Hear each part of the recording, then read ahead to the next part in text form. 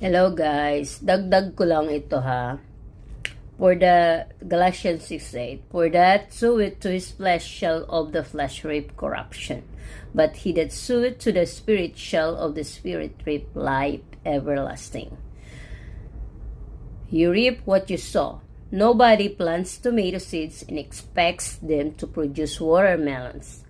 Likewise, we should not expect to produce the fruit of the Spirit if we plant seeds of selfishness, pride, and indulgence.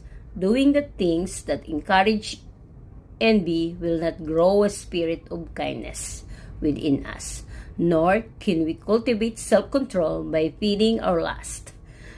To produce the fruit of the righteousness, we must walk in righteousness. Prayer.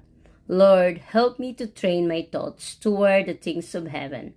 Fill me with your Spirit so that my action may honor you and advance your kingdom. Lead me to opportunities to sow acts of kindness and love so that peace and joy may bloom and prosper. Guard my heart against impure motives that leads to destruction. In Jesus' name I pray. Amen. What you sow, you reap. Always remember that, okay? Always remember, God bless you everyone, and Jesus loves you. Good night.